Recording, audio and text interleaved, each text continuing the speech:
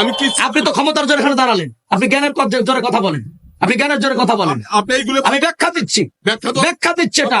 শিক্ষা মানুষকে জিনাখোর বানায়, শিক্ষা মানুষকে নৈতিক আচরণ শিক্ষা দেয়। কেন কেন দেওয়া লাগবে না?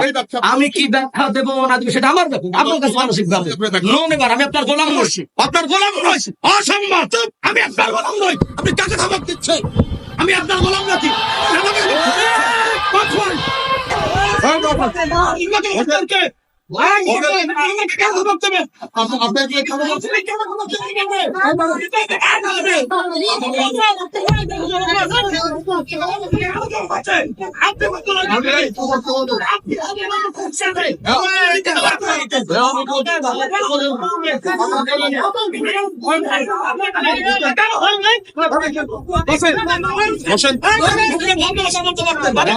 আপনাকে বদ্ধ বসায়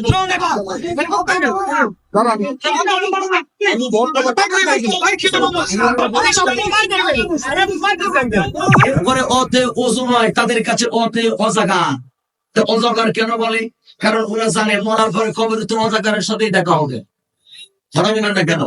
আর অতে ওজু তারা কেন বলে না? কারণ এই সূরার বাচ্চারা ঠিক মতো জুম্মার নামাজই পড়ে না, ওজু তো দূরের কথা। কথা বলেন ঠিক কিনা?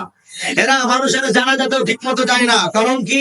এরা দুনিয়া নিয়ে এতটাই ব্যস্ত, সমাজ নিয়ে এতটাই ব্যস্ত, যে ব্যস্ত থাকার কারণে আল্লাহর নাম জানি পর্যন্ত সুযোগ পাই না। ব্যস্ততা, এমন রাজনীতি, এমন শিক্ষানীতির কোন মূল্য আমার আল্লাহর কাছে এক পয়সার নাই। কথা বলেন ঠিক কিনা? আমি কি আপনি তো ক্ষমতার জোরে এখানে দাঁড়ালেন, আপনি জ্ঞানের জোরে কথা বলেন, আপনি জ্ঞানের জোরে কথা বলেন। আপনি এইগুলো আমি ব্যাখ্যা দিচ্ছি, ব্যাখ্যা দিচ্ছে এটা। শিক্ষা মানুষকে জিনাখোর বানায়, শিক্ষা মানুষকে নৈতিক আচরণ শিক্ষা দেয়। কেন কেন দেওয়া লাগবে না? আমি কি ব্যাখ্যা দেবো না দেবো সেটা আমার ব্যাপার, আপনার কাছে মানসিক ব্যাপার লোন। এবার আমি আপনার গোলাম নই, আপনার গোলাম নই, অসম্মান। আমি আপনার গোলাম নই, আপনি কাকে ধমক দিচ্ছেন? আমি আপনার গোলাম নাকি?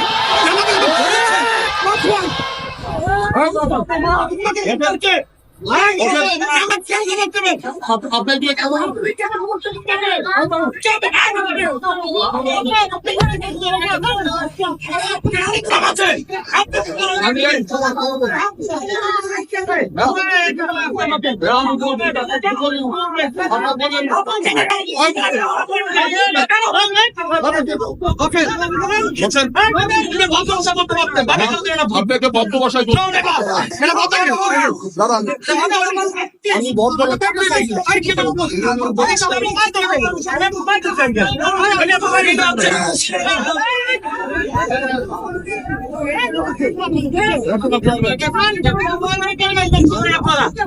মানুষ বলে সত্যতা কথা।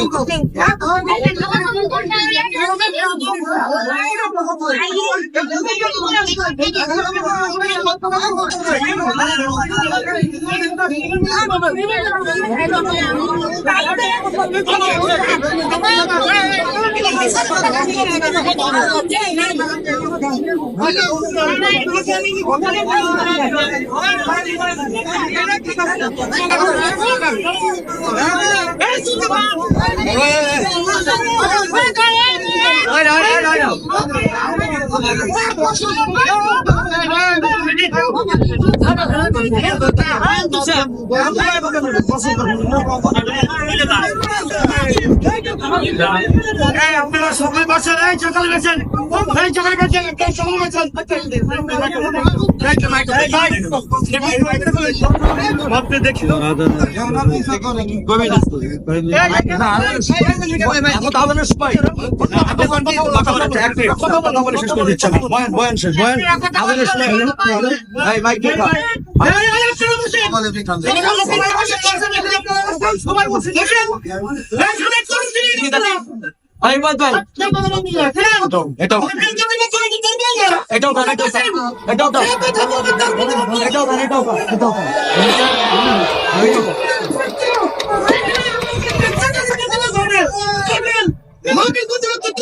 ভাই বসেন, আপনি বসেন, বসেন, বসেন মাহমুদ ভাই, বসেন। আচ্ছা আপনারা বসেন প্লিজ, আমি আরিফুল্লাহ বলতে আপনারা বসেন। মাহমুদ ভাই সাইডে সাইডে সাইডে দাও, সাইডে দাও, বসেন। ঠান্ডা মাথায় বসবেন, ঠান্ডা মাথায় বসেন। আপনারা বসেন, জামাতের আর মাত্র কয়েক মিনিট আছে আজানের। আপনারা বসেন প্লিজ। একটা সুন্দর পরিবেশ, মনোরম পরিবেশ, চমৎকার আয়োজন আপনারা শুনতেছিলেন। যা হোক, যে কোনো কারণে একটু ব্যাঘাত হয়েছে, আমরা ইস্তেগফার করি, দুরূদ শরীফ পড়ি, আল্লাহ পাক সব সমাধান করে দেবে ইনশাআল্লাহ। যেহেতু আজানের কয়েক মিনিট আছে, আমি এমনি এখন কথা শেষ করে দিতাম। এখন ব্যাপার হলো, আমি এই জন্যই প্রথম আয়াত করে নিয়েছিলাম যে ব্যাখ্যা দিলে পারে কিছু কথা মানুষের বিরুদ্ধে যেতে পারে। যাই হোক, উনি বুঝে বলুক না বুঝে বলুক, যেভাবে হোক বলেছে, যেটা হবার হয়ে গেছে, আমরা বুঝে নেবো, ওনার সাথে আমি এটা বুঝে নেবো। দয়া করে আপনারা মাগরিবের পরে আমাদের খোদা মেহমান আসবেন, কথা শুনবেন। তো আমি আপনাদের কাছে অনুরোধ করে বলতেছি, আপনারা দয়া করে হই হুল্লো, চিল্লে ফাল্লা এগুলো করবেন না। চমৎকার একটা আয়োজন। আমি এখানে আজকে কেন আসতে শোনেন, আমার তো আজকে প্রোগ্রাম যশোরে। আমার বন্ধু, আপনারা যারা জানেন, মাহমুদুল হাসান আমার খুব কাছের বন্ধু, ছোটবেলার বন্ধু আমার, আমাকে বলেছে তোকে আসতে হবে, আমি বলছি আমি আসবো। এখন মাহমুদ এখানে আসার পরে আলহামদুলিল্লাহ, মাহমুদ খুব একজন কি বলা হয়, যোগ্য ব্যক্তি, যোগ্য আলেম, যোগ্য মানুষ। আমি আমার ব্যস্ত কথা আসছি, আমি ওনাকে চিনেও না, হয়তো উনি আমাকে চেনে না।